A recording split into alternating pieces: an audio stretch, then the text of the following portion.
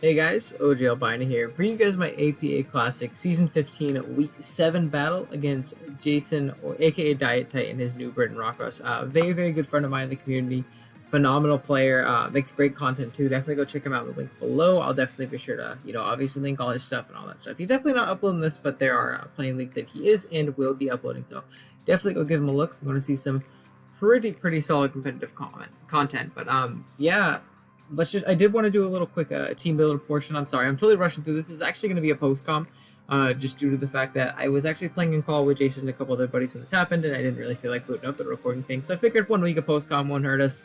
Not the biggest deal in the world, but I'm recording it like the night before it's supposed to go up, because when I don't live com, I procrastinate. So we're going to try and get this up, get this through quick. I did want to do a quick little team breakdown just so you can see our team and all that good stuff. So you have a little bit of context going into the game.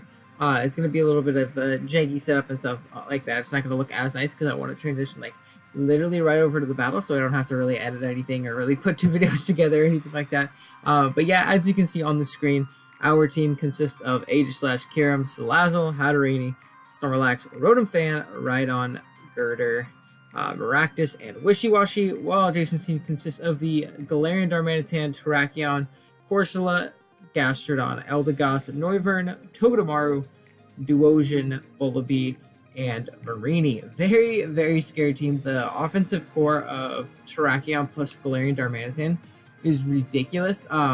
Corsola is a mon that's incredibly hard for us to break through, so we're going to have to play correctly around that thing. Gastrodon as well, when our grass type is a Maractus and there's no such thing as hidden power anymore, it kind of invalidates a few mons on our build, so we're going to have to build around that. Noivern's faster than everything on our team, so that could be pretty scary. Togedemaru is faster than pretty much everything on our team, so that also going to be scary. So there's a lot of really annoying things. The last three mons I'm not super worried about. The little tiny daycare service there with Duosion, Volpe, Marini. I think I have plenty for those guys and plenty of ways to take advantage of them, so I'm not too expecting all of them, that's for sure. But yeah, those are kind of my initial thoughts on matchup. I did want to jump right into the build. First off, we have a Sugar Berry Aegislash with stance change ability, Flash Cannon, Shadow Ball, King Shield, and Toxic.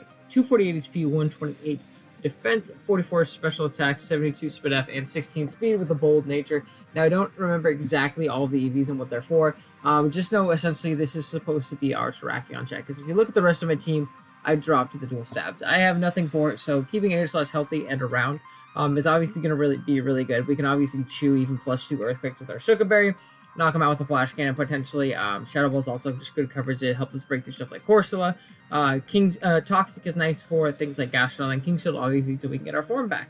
Despite not having lefties, but we have a way to potentially remedy, the tendency of Aegislash to get chipped down over games and stuff like that too. So you should be okay in that reference. And yeah, that's going to be Aegislash. Next up, we have our Cure. I'm rocking out with the leftovers, Pressure Ability, Freeze Dry, Roost, Substitute, and Earth Power.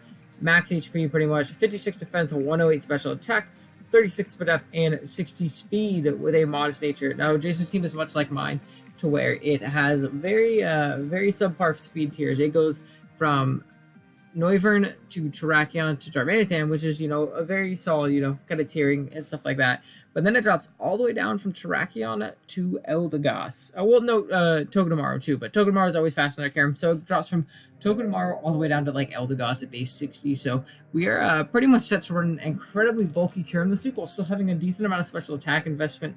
This thing is very annoying for his team if we can set up a sub. However, we do have to be careful with Noivern with the Infiltrator ability. If he is not Frisk, he can obviously knock us out through a sub with, a Draco or something like that. So that's going to be something we have to obviously pay attention to and be ready for. But other than that, subbing is really nice. We're able to sub on things like the Volpe, Marini, Gastrodon. I think we have enough defense to always sub down on a not invested Gastrodon. We can sub down on a Corsola pretty easily as well. Maybe give some Spadef drops, pressure it down, really stall some of its strengths at PP, which actually won't work through sub, so we actually always beat that thing 1v1, provided we don't get status. Earth Power is obviously nice for things like Terrakion. It hits the Darmanitan neutrally able to KO it after rocks, and hits pretty much all of his ice, which is pretty hard. So I think Curums are pretty solid, real hindrance to his team, especially his fat. It's a great mon to take advantage of that.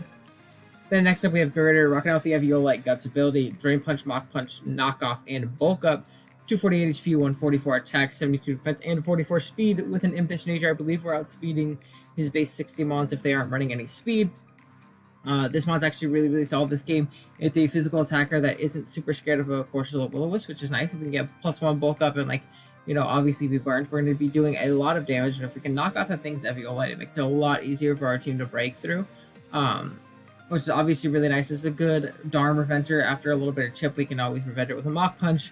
Same thing with Terrakion. If it, like, throws off a big CC, lowers its defenses, and it's a little chip, we can always pick it off with a Mach Punch, especially because we're pretty heavily invested. So I figured Girder is actually a pretty good late game win con, especially if you get Girder the Noivern. You can actually do really, really well with Girder if you look at his entire team. They don't appreciate the coverage of Fighting plus Dark at all, so I think that's pretty solid. Next up, we have our Hatterini, backing out the leftovers, Trick Room, Healing Wish, Psychic, and Dazzling Gleam. Max HP, 32 defense, 188 special attack, and 40 speed F with a sassy nature. Now, this is pretty solid mod. It gives me some good speed control, so that we can go into some of our slower mons like Aegislash, and, you know, obviously outspeed stuff like Darm and Terrakion and Noivern, and the Togedemaru, I suppose, as well. It gives me a good Healing Wish support mon, which is amazing for Aegislash. It's also very good for our last mon in the back, which we'll get to in a minute. And then Psychic plus Dazzling Gleam actually hits my opponent's team pretty hard. It's Steel Tape as a Togedemaru, which isn't the sturdiest thing in the world. So Psychic plus Dazzling Gleam does do chunks, and obviously this thing is, its main goal is to probably Healing Wish either our Aegislash, or our last mod in the back, which we'll get to in 1 second. I'm sure you could probably assume which one it is based on me hyping up, you know, getting it back up to full and all that stuff. But it's also going to serve as one of our Noivern checks. We're never 2-hit KO'd by Noivern, which is obviously really nice with the sassy. I think that's what it was for. But yeah. Oh, we have 2 more mons. I guess they both benefit from Healing Wish. But we'll get to the first one right here, which is going to be an Assault Vest Snorlax, rocking out the Thick Fat, Facade, Darkest Lariat, Earthquake, and Body Slam. 168 HP, 108 attack, 80 defense, 152 speed F with a relaxed nature. This mod checks a lot of my opponent's team. It definitely doesn't appreciate the Terrakion, that is for sure. But we can actually pivot in on Darmanitans without superpower pretty well. We can pivot in on things like Noivern very well as well. Gastron, of course, comes to us because we do have access to the Facade. We can still throw off Darkest Lariats on the Corsola to an extent. I think kind of just come in and stop us pretty easily, though. We can hit it through boost, though, if he's like an Iron Defense Corsola. Same thing with the Duosion, which I thought was a very nice thing to have because of the fact that we do not have a Dark type. So again, those bulky Psychics setting up double dance sets on us obviously can be very scary. So I would not be surprised to see the Duosion at all, to be honest. So that's going to be Snorlax this week. It's going to be kind of a catch-all check to a few mods on our opponent's team. I would love to be able to Healing Wish this thing up and get it back up to full so we can continue to check things with Hatterini and be a pretty decent threat under Trick Room despite not being super, super invested. So yeah, I like Snorlax this week, that's for sure. And then lastly, we have our Rhydon. This is going to be our rocker this week. We have the Eviolite, Lightning Rod ability, Stealth Roar, Earthquake, and Stone Edge. 240 HP, 84 attack, 36 defense, 96 speed F, and 52 speed with a careful nature. Now this is going to be a rocker. We can live basically one hit from pretty much anything from full, whether it be Darmanitan, a non-boosting item Terrakion. We chew hits from Noivern, which is obviously really nice. I think we take 2 Dracos back to back, which is obviously a really good spot to hit. This thing gets up rocks. It's pretty strong, despite only being having that 84 attack investment. Yeah, despite only having that 84 attack investment, it does hit our opponent's team relatively hard with its dual stabs. It's nice to break through things like Togedemaru and Marini if they end up coming and we end up prep for them a little bit. And Roar is nice to face things around, get some hazard damage, stop some really annoying setups, stuff like that. So figured Rhydon would be probably the best rocker for this week. Oh, I mean, it's our only rocker, but it's the best rocker for this week for sure. But yeah, let's get rid of this. We are going to move right over to the game as it is not in the position in which I would want it to be. Let's see how close we can get it to looking not awful. Boop, boop, boop. Let's move it a little bit. Okay, we're gonna just go with that. Awesome. So right here with the game, you can see the opponent, the team my opponent elected to bring. He ended up bringing the Darm, the Togedemaru, the Corsola, Noivern, Terrakion, and Gastrodon. So pretty similar to what I expected to come, honestly.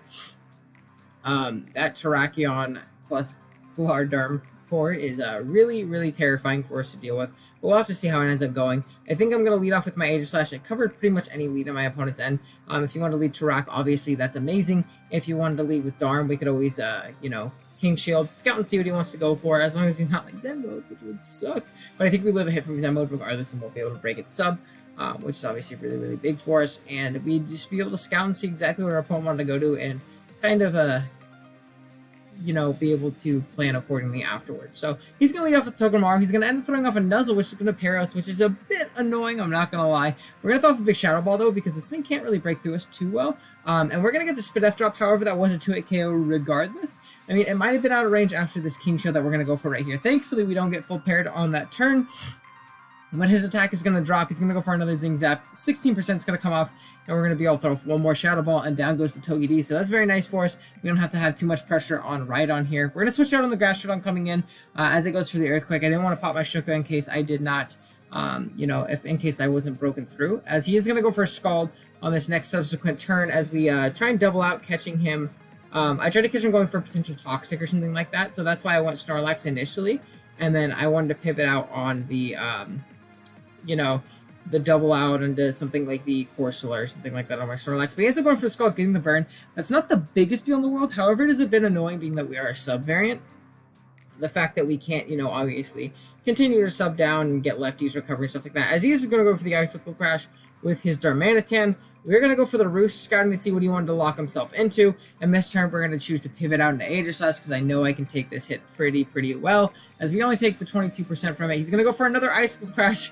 And you're going to see we're going to get, unfortunately, flinched, which is very unfortunate. This time, we are going to make the Toxic play, though, as he reveals to be Lumberry. And that's a really cool tech on Jason's end, because one of my best ways of beating Gastrodon, we were talking about this in Call 2, is honestly to status it.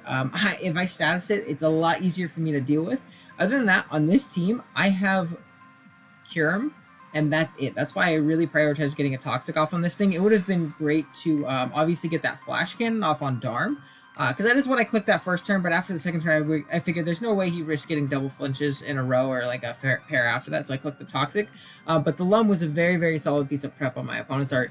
As he is going to go for the Earthquake, we're going to chew that, though, being that we are Shuka, and we're going to get a big Toxic off. The reason I didn't mind taking...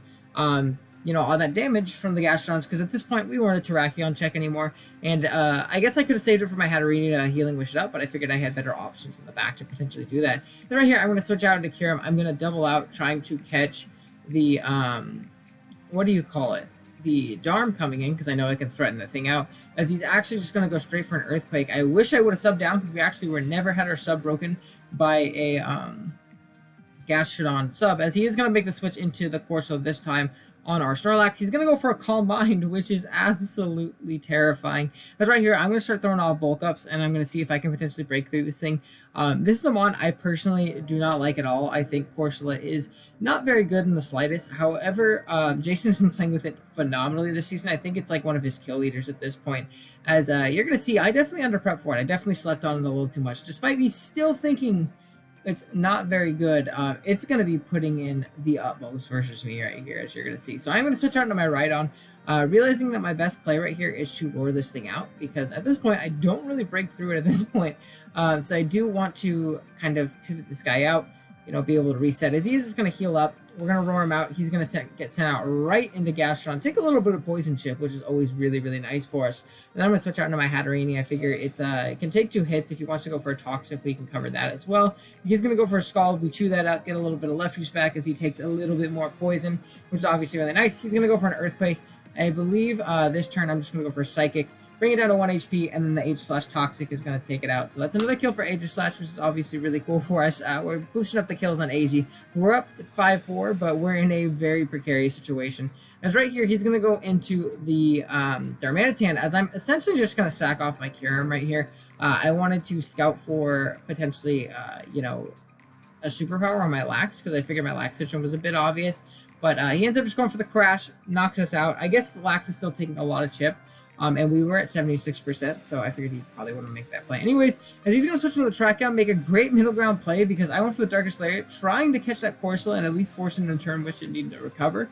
But he is going to catch us and get it to +1, and this puts us in an awful position. This means we potentially have to kind of pivot around and try not to sack this thing completely. As right here, I'm going to pivot in the Hatterene, and then I'm going to switch out into my Rhydon the turn after. Because what I want to do is I want to force him to go for a Stone Edge, something like that. As he is going to do it, we're going to go down to 81. But Terrakion is so strong, despite us being a big Rhydon with some pretty hefty defense investment. He is going to knock us out with the close combat, which is really unfortunate. He's going to go out into the Corsola. I go for the Mach Punch. I couldn't risk that thing staying in. He definitely could have if he wanted to, but at this point, the game's essentially sealed. I don't have much of a way to beat this Corsola, and I don't have a way of really beating that Terrakion in the back. As I am going to go for the Healing Wish, go into my Girder, and try and hope I can crit through, and he chokes and he does not click Strength Sap a million times. As he is going to be up to +2 right here, I'm going to get up to +2 attack, and I believe this is going to start a kind of a cycle here where I try and hope he chokes and does not click Strength Sap, lowering my attack as I try and boost up a bunch. We're going to get pretty high in our defenses right here, but regardless of if we take this out, we don't really have the pieces in order to win this game, especially with the Noivern in the back as well. We're never going to get an opportunity to set up with our Girder again, and essentially we're just going to drop to this hit, and we're going to go into Snorlax. He's going to go for a Strength Sap just to kind of ensure his Terrakion can take a hit in the back, something like that. We're doing 24%. We get disabled right here. He's going to go for a Giga Drain. Going to go for an Earthquake. It's my best move to click, and this turn he's going to go out into the Terrakion. Then -1. We're not even 2 killing that thing. He turns out to be leftovers. He's going to knock us out with the CC, and that's going to be a GG. So unfortunately, we're going to drop our Week 7 game to our buddy Jason right here. He definitely played well. He played very well as well. The way he's been playing this Corsola is pretty insane, because again, I don't think it's very good, but he's been definitely taking advantage of the fact that it does get access to Calm Mind plus Strength Sap, really boosting the levels where a lot of teams can't take it on, and I did not bring enough taunt. That's for sure. I don't think my team has much fast taunt, besides Salazzle, so he definitely had, he definitely saw that this was a great matchup for it, and shouts out to him for that. He definitely did very well in that, so definitely go check him out in the description below. Hopefully next week we can bounce back. We're playing Lapis, so that'll definitely be a test in its own, and yeah, thank you guys so much for watching. I really do appreciate it. If you're new, be sure to subscribe if you like the video. Be sure to like it, all that good stuff. But yeah, with that being said, I think I am going to get out of here. Later.